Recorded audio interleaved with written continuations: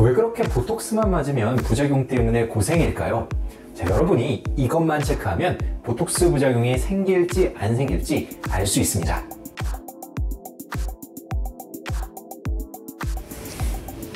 안녕하세요. 어려운 피부 지식 쉽게 이해하자. 피부과 전문의 문정인입니다.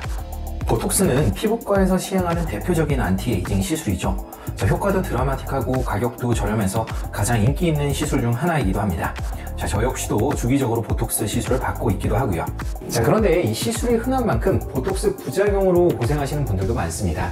사실 보톡스 부작용이 잘 생기는 얼굴은 따로 있는데요.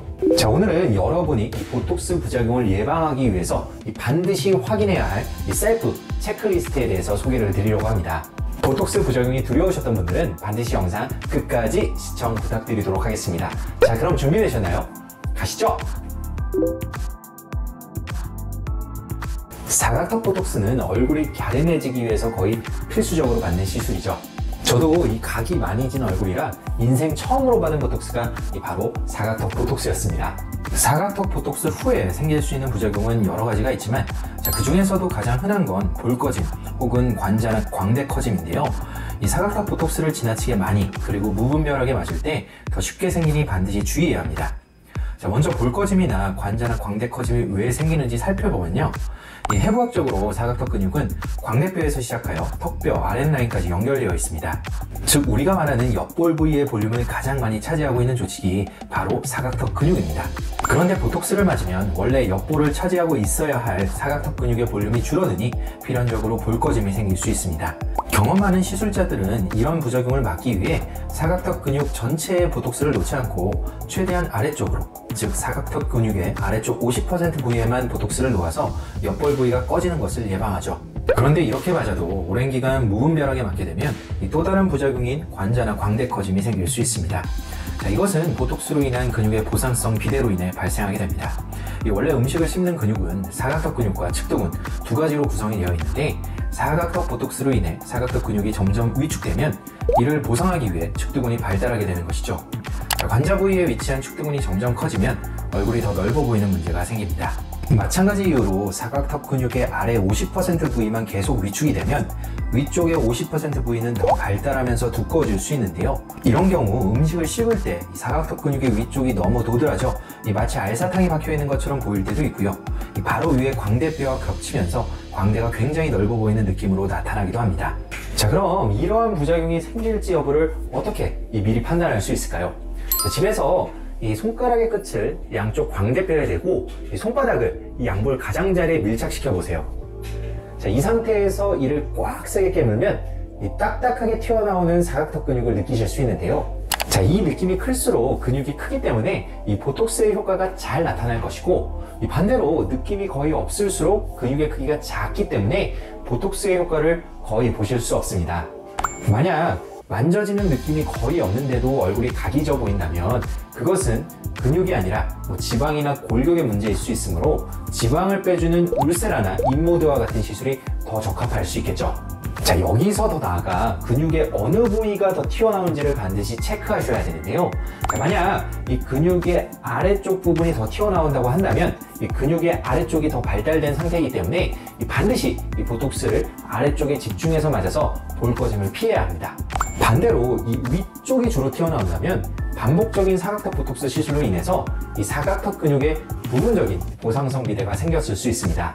자, 이로 인해서 광대가 더 넓어 보이는 게 고민이라면 사각턱 근육의 위쪽에도 이 소량의 보톡스를 맞아볼 수 있지만 이 부위는 부작용의 리스크가 큰 부위이므로 반드시 주의가 필요합니다. 또한 관자 부위에도 손가락을 얹어 이를 꽉 물면서 튀어나온지 여부를 체크하시면 좋은데요. 이 측두근에 보상성 비대가 있다면 측두근에도 같이 보톡스를 맞는 것이 좋습니다. 이 측두근 보톡스 없이 사각턱 보톡스만 계속 맞게 되면 측두근이 계속 커질 수 있기 때문이죠. 자, 이렇듯 사각턱 보톡스 하나 받는 것도 사실은 근육의 크기나 위치, 밸런스, 보상성 비대의 유무, 볼 꺼짐의 정도, 광대 발달 정도 등등을 다 따지고 시술해야 하기 때문에 절대 간단하고 쉬운 일이 아닙니다. 무엇보다 이전에 사각턱 보톡스로 인한 부작용의 경험이 있다면 반드시 시술한 의사에게 이야기해 주시는 것도 좋고요. 제대로 된 진료 없이 빠르게 시술만 진행하는 공장용 병원에서는 정해진 용량을 정해진 부위에만 로봇처럼 진행하는 경우가 많기 때문에 문제가 반복되기가 쉽습니다.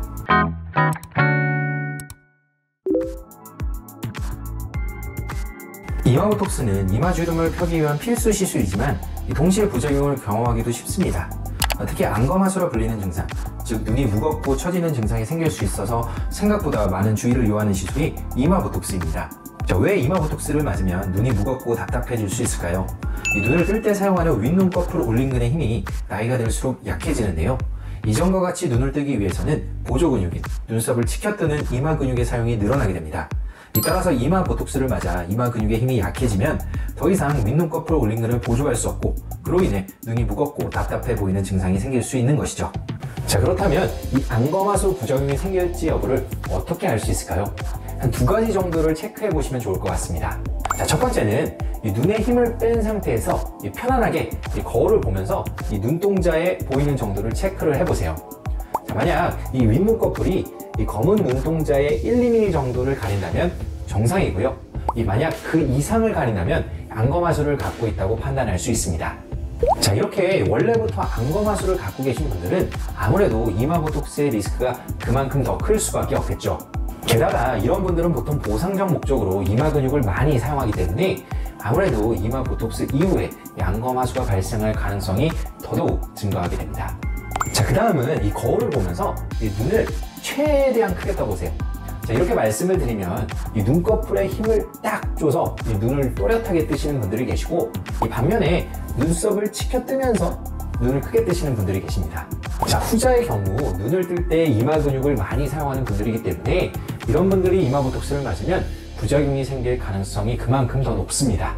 그렇다면 원래부터 안검하수가 있거나 이마 근육을 많이 사용하는 사람들은 이마보톡스를 맞으면 안 되는 걸까요? 그렇지는 않습니다.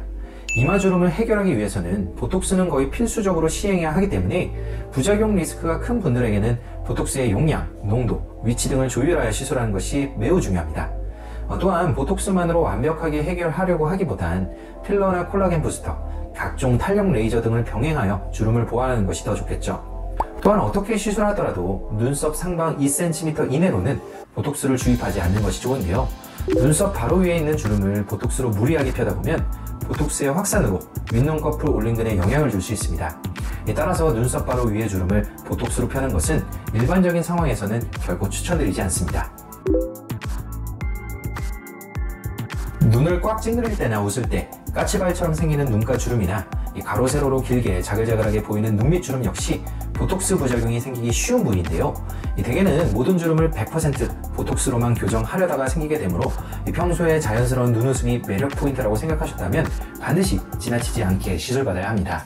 눈밑 보톡스의 경우 용량이 과하면 눈밑의 팽팽한 느낌이 사라질 수 있고 눈밑 지방이 더 튀어나오고 애교살이 사라지는 결과를 낳기도 합니다. 따라서 시술 전에 먼저 거울을 보면서 눈밑 지방과 애교살의 유무를 체크해 보시는 것이 좋습니다. 또한 눈가 주름과 눈밑 주름이 둘 다 심한 경우에 눈가 보톡스만 맞게 되면 눈밑 주름이 더 악화되는 경우가 종종 있습니다. 주름을 만드는 눈 둘레근의 바깥쪽만 마비가 되면 상대적으로 안쪽 눈 둘레근의 움직임이 강해지기 때문에 눈밑 주름이 심해질 수 있는 것이죠. 오히려 이런 경우에는 눈 밑에도 아주 살짝 보톡스를 터치해 주는 것이 좋습니다. 자, 하지만 어떤 경우라도 이 무리한 시술은 추천드리지 않고요. 자, 어차피 이 눈가주름이나 눈밑주름은 이 보톡스만으로는 100% 해결할 수 없기 때문에 저는 이 시술의 효과를 보완하기 위해서 아이서마지나 아이리쥬난 혹은 주베룩 등의 시술을 같이 병행해서 진행하는 경우가 많습니다. 자, 오늘은 이 보톡스 부작용, 그 중에서도 사각턱 보톡스, 이마 보톡스, 또 눈가나 눈밑 보톡스에 관해 집중적으로 설명을 드렸는데요. 자, 너무 흔하기 때문에 아무런 경각심 없이 받다가는 생각보다 심각한 부작용에 시달릴 수 있습니다. 이 보톡스 같이 간단한 시술일수록 사실 더 꼼꼼하고 정교한 시술이 필요한데요. 내 얼굴이 보톡스 부작용이 잘 생기는지 아닌지를 반드시 잘 체크하고 시술을 받으셨으면 좋겠네요. 자, 오늘 내용이 유익하시다면 구독과 좋아요 부탁드리고요. 지금까지 피부왕 정내 원장 문정윤이었습니다. 감사합니다.